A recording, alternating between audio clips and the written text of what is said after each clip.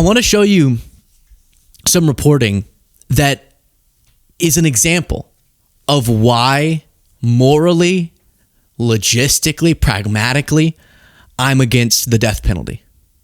And it's not because when someone actually does something heinous, a horrific mass murder, that I don't want to see them die.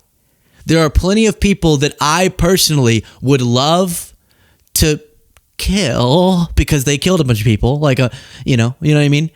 Like, if you kill a bunch of people, you put penises in your fridge. I would be fine being the person to kill them.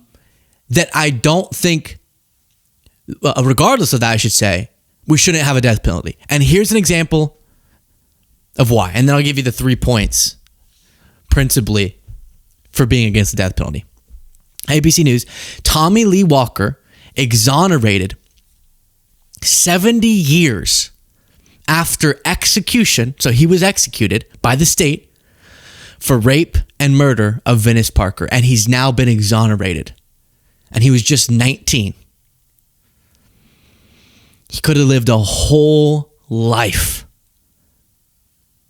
And he was executed wrongfully. And he's just now being exonerated. Tommy Lee Walker was declared innocent by a Dallas court on Wednesday, 70 years after he was executed for the rape and murder of Venice Parker.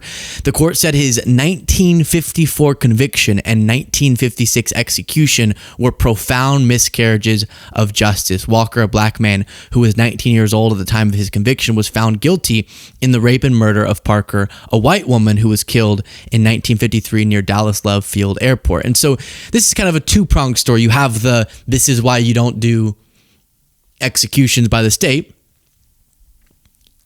because it can be, and it is, around 4% of the time, it'll be wrong. It'll be the wrong person. And number two, this is a story about racial biases, and you've seen this happen many times, causing people to be wrongfully convicted. And that played a role in this. In the Wednesday order, which was reviewed by ABC News, the Commissioner's Court of Dallas County affirmed Walker's innocence and acknowledged the harm caused to him, his family, and the community by this wrongful conviction. Parker, a store clerk and mother of a young son, was raped and fatally stabbed while she waited at a bus stop on her way to go back home. And a police officer who arrived on the scene claimed that he heard Parker identify her attacker as a black man. The legal advocacy organization said, in the wake of her murder and without forensic evidence or new leads, hundreds of black men were detained and interrogated. Months later, the organization said police got a tip identifying Walker as suspect, and it goes on and on. And he ended up being killed wrongfully for something that he didn't do. And so that's point one, right, as to why you're against the death penalty, because it's estimated, and this is a conservative estimate, that 4.1% are wrongful convictions. The rate, this is from the National Library of Medicine, the rate of erroneous conviction of innocent criminal defendants is often described as not merely unknown but unknowable. We use survival analysis to model this effect and estimate that if all death sentence defendants remain under sentence of death indefinitely, at least 4.1% would be exonerated. That's a lot of people over the course of time. We conclude that this is a conservative estimate of the proportion of false conviction among death sentences in the United States. So you just can't have people being killed for something they're innocent of, obviously. While we continue through this, please do, if you appreciate this show and breakdowns of issues like this, click the subscribe button. It makes quite the difference, and it's completely free and very simple right below the video. And then there's other just kind of pragmatic reasons. In the 32 states in the union where the death penalty is legal, as well as the federal government, the death penalty has grown to be much more expensive than life imprisonment, whether with or without parole. This greater cost comes from more expensive living conditions, a much more extensive legal process, and increasing resistance to the death penalty from chemical manufacturers overseas. So point one is, you're going to end up killing people who aren't the right person. Point two is, if you ever get, I'm giving this to you so if you ever get an argument with a family member or something, you can lay it out real clearly. Point two is, it's more expensive to have the death penalty than to just put people in prison forever.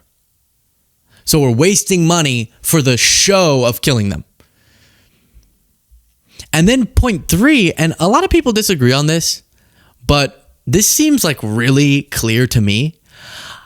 if someone did something so horrible, like raping and murdering someone, even if in that case it was the right person, which it wasn't, but in those types of cases, or serial killers, terrorists, if you know that you have so much evidence against them, so you think that point one doesn't apply, you never know, so it still does, but let's say it doesn't apply, and you don't care about the cost because you want to give them the worst punishment, then that brings us to point three, which is even for that, if you know their punishment's either going to be they're in prison forever until they rot away or they're killed, how is it a worse punishment to just go ahead and die? Like if I knew, not because I did anything wrong, because I would not do that, but if I just were told by the universe, God, I was told, sorry, bub, we had a little mix up. We have to put you either in prison. This is your choice. Prison forever. There's no chance you'll ever get out. Or we go ahead and just turn off the lights. I'd be like, well, turn off the lights. Make heaven crowded. Right? If you get it, you get it. Okay.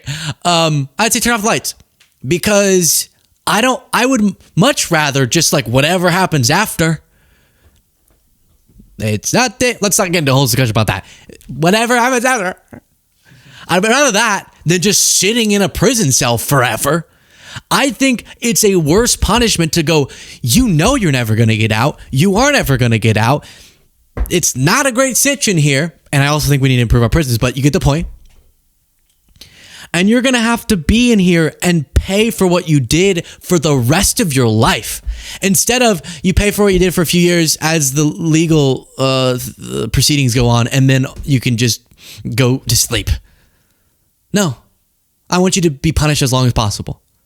And so I actually think it's a worse punishment to have life without parole. So again, very clearly, number one, innocent people end up getting killed. Number two, it's more expensive. Number three, it's the easy way out. It's a lesser punishment. Now, because the first story kind of seemingly had to do with racialized injustice, look at this. The Trump administration. Philadelphia sues over removal of slavery exhibit at Independence National Historical Park. So another example of history being removed. Why? Well, it's in response to Trump's Restoring Truth and Sanity to American History executive order. So apparently the correct interpretation, air quotes, of that executive order, which sounds nice, right? Restore truth and sanity. Yeah. Woo. Is really remove parts of history that make us feel bad. But see, the only way that we could properly move forward in a much more positive way as a country is to understand thoroughly, completely, extensively our history. And the Trump administration is doing things that is causing the opposite.